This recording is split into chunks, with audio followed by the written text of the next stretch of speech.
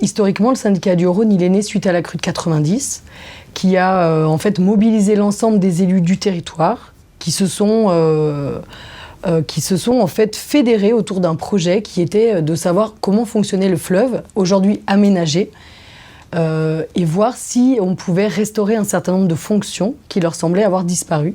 Et l'essentiel ici, c'est que le Rhône puisse être en connexion avec des milieux qui sont adjacents.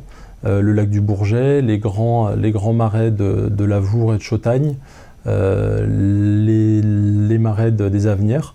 Tout ça, ça forme un ensemble. Et je pense que c'est cette largeur et cet ensemble relativement cohérent qui est encore malgré tout bien conservé, même si il y aurait beaucoup à dire sur l'état de ces milieux.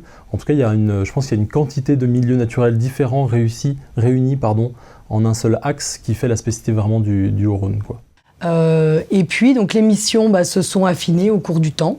Et donc après avoir restauré vraiment l'axe principal du Rhône, le syndicat s'est tourné vers la plaine inondable, puisque les interactions sont évidemment omniprésentes. Et puis les affluents également.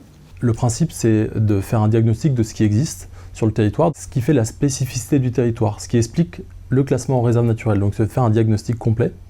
Une fois qu'on a un diagnostic complet, il faut qu'on se fixe des objectifs. Parce que finalement, on est gestionnaire, ça veut dire qu'on doit faire des choix de gestion. On ne laisse pas les choses évoluer comme ça, ou alors si on les laisse évoluer comme ça, c'est qu'on considère qu'elles vont dans la bonne direction. Nous, on travaille sans frontières, on est sur le fleuve, et pour nous, le fleuve n'est pas une frontière, mais bien au contraire un lien, et on se doit de restaurer ces corridors à la fois écologiques et humains, parce qu'on peut parler de corridors humains, je pense. Donc ça veut dire qu'on se fixe des objectifs qu'on va chercher à atteindre sur le long terme.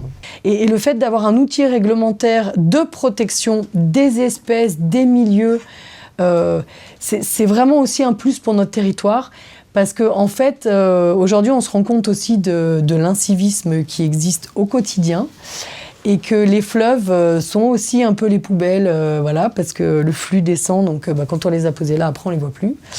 Et pour nous, c'est vraiment un outil très important, qui certes n'est pas facile à faire accepter aux populations, parce qu'on est vraiment sur un règlement qui interdit de faire des choses. Même si notre politique qu'on met en place sur la réserve, c'est évidemment d'être d'abord sur la prévention, sur la sensibilisation. Néanmoins, à un moment donné, la répression, elle sert aussi à faire avancer les choses. Et on est quand même satisfait d'avoir au moins une partie de notre territoire vraiment sous protection forte, parce que ça permet de faire passer des messages et ça permet aussi réellement de protéger les milieux. Mais le but, c'est aussi de faire aimer cette nature et d'expliquer le projet de la réserve naturelle. Il faut quand même qu'on se dise que ces territoires-là, c'est quand même des territoires qui sont exceptionnels à l'échelle européenne. Quand on explique ça, quand on arrive à le faire comprendre, les gens ils comprennent aussi mieux pourquoi il y a une réserve naturelle et pourquoi effectivement il peut y avoir des contraintes pour certaines activités.